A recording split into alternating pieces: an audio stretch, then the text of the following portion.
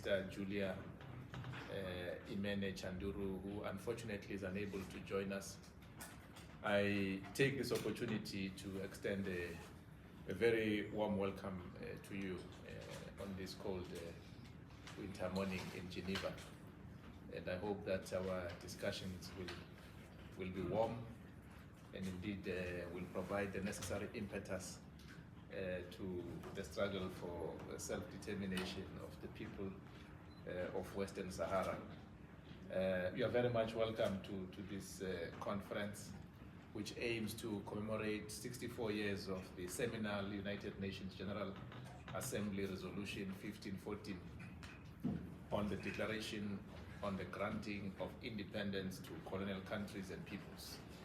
I also wish to express my sincerest gratitude to the esteemed panelists who have agreed to share their knowledge and expertise on this matter with us today. In this regard, Resolution 1514 lies at the heart of the work undertaken by the Geneva Support Group at the UN. As part of this process, we seek to advocate for an end to the occupation of Western Sahara as Africa's last colony, and to support efforts to ensure that the Sahrawi people can finally realize their inalienable right to self-determination through the organization of a referendum which would finally enable them to freely determine their own destiny.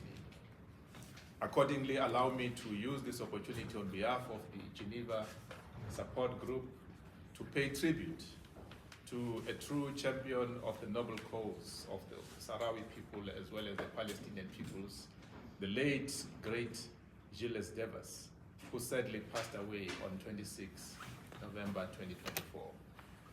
Gilles used his legal prowess in the service of those struggling against colonization and foreign occupation.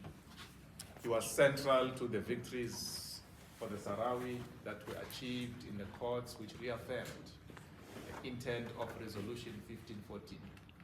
This includes the recent landmark ruling of the European Court of Justice. As such, I believe that it is appropriate to express our sincerest condolences to the Gilles family, including his son Manuel, who is with us here and who carries his legacy, as well as his friends and comrades.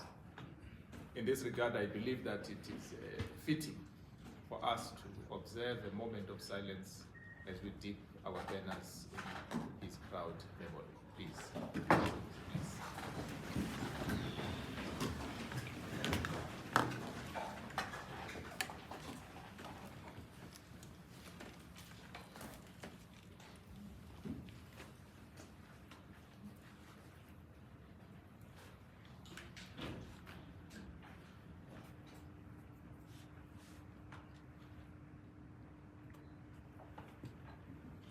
Thank you.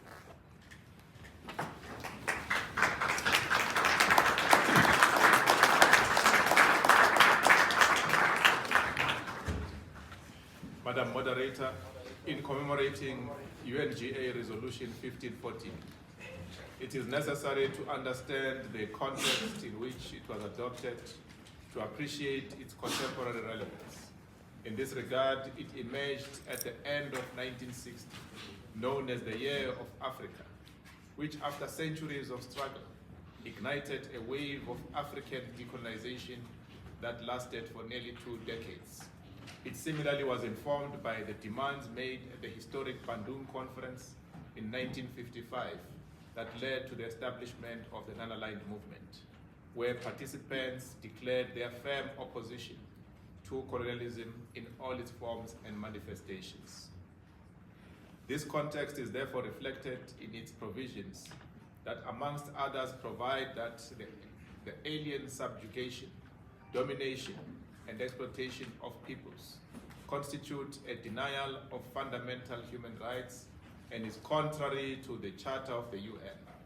Its provisions provide similarly that all peoples have the right to self-determination and called for an end to repressive measures directed against those under colonial occupation to enable them to exercise peacefully and freely their right to complete independence.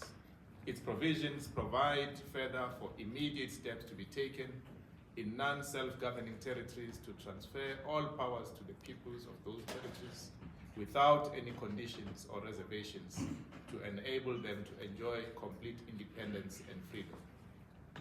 In this way, UNGA Resolution 1514 established decolonization as a fundamental tenet of the UN's mandate, together with its associated responsibility to assist in the decolonization process, including concerning Western Sahara.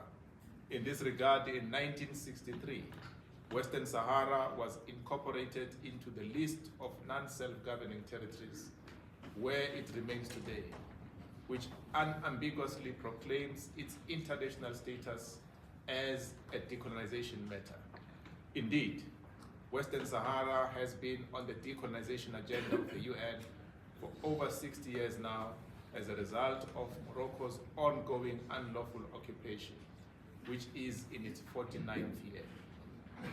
This is despite numerous judgments, including the European Court of Justice ruling referred to earlier, which reiterated that Morocco has no sovereignty whatsoever over Western Sahara or its resources.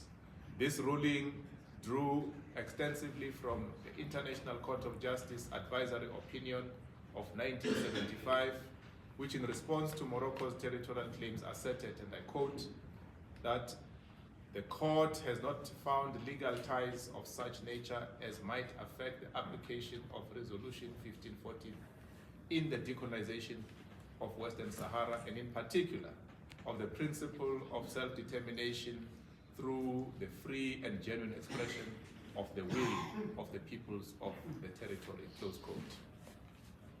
As Resolution 1514 reminds us, it is the continued denial of the Sahrawis' right to self-determination by Morocco, which is directly linked to the ongoing violations that are being perpetrated against them, as the right to self-determination is the wellspring from which all other human rights and fundamental freedoms flow.